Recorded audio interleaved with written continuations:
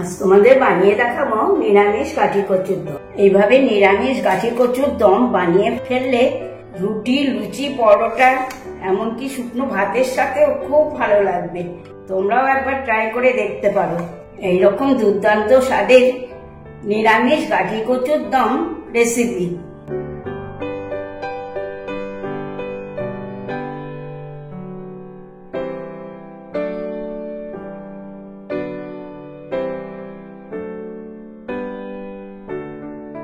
বন্ধুরা, তোমরা সবাই ভালো আছো তো? আজকে আমি বানিয়ে ফেলবো নিরামিষ গাঠি কচুর দম। গাঠি কচুগুলো আমি আগের থেকে ছাড়িয়ে নিয়েছি, তার সাথে একটা আলুও ছাড়িয়ে নিয়েছি। তোমরা চাইলে আলুটা দিতেও পারো, নাও দিতে পারো। এবার আমি এগুলোকে একটু ছোট করে কেটে নিচ্ছি।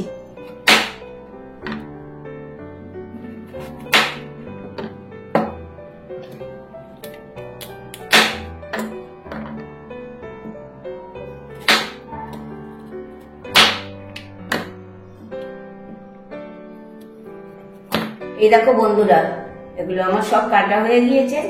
তাহলে যাওয়া যাক আমার হেসেলে। জলটা আমি কিছুক্ষণ আগেই বসিয়ে দিয়েছি, জলটা আমার ফুটেও এসছে। এবার আমি 1 চামচ নুন দিয়ে নেব। কেটে রাখা কচু আর আলু এগুলোকে আমি দিয়ে 5 মিনিট সেদ্ধ করে নেব।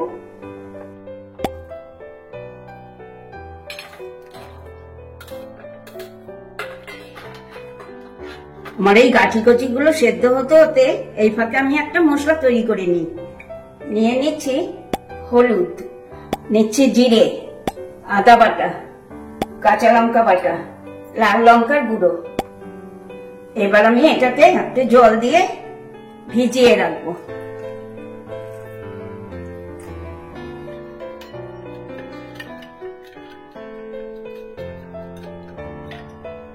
গাঠি কচুগুলো আমার সেদ্ধ হয়ে গিয়েছে।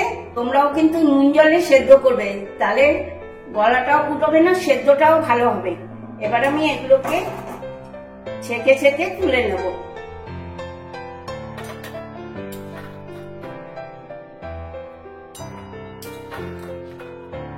কড়া আমি বসিয়ে দিয়েছি, গরমও হয়ে গিয়েছে।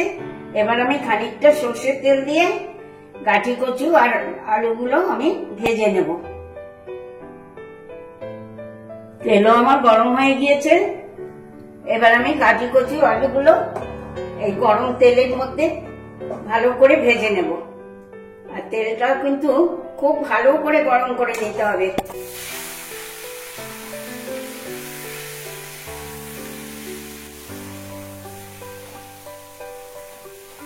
এর ভেতর দিয়ে নেব পরিমাণ মতন একটু নুন।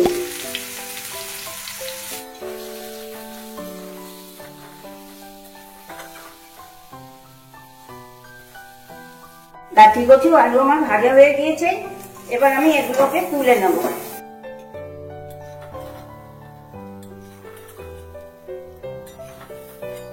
এই কড়াতেই আমি আরো খানিকটা তেল দিয়ে নেব।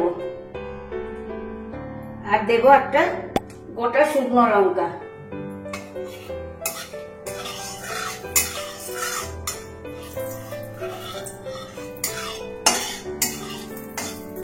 এবার দিয়ে নেব 1 চামচ মতন হিং। এবার এটাকে ভালো করে নেড়ে হিংটাকে আমি ভেজে নেব। আর দেব ছোট টমেটো ঘষে রেখেছিলাম।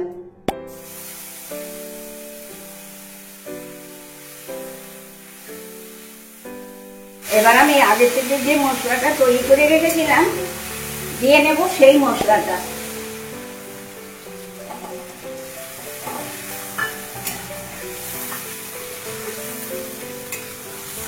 মশলাটা আমার কিছুটা কষানো হয়ে গিয়েছে।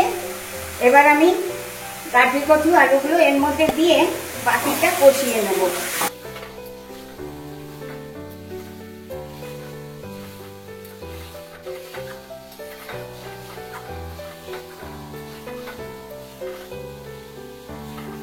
এবার দিয়ে নেব একটা গুড়ের বাতাসা।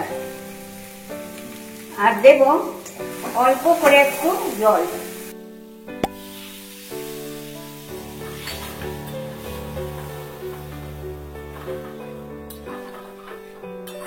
এই দেখো, এটা আমার ফুটে এসেছে, তার মানে অনেকটাই হয়ে এসছে। এবার আমি 1 চামচ মতন গাওয়া ঘি ওপর দিয়ে ছড়িয়ে দেবো।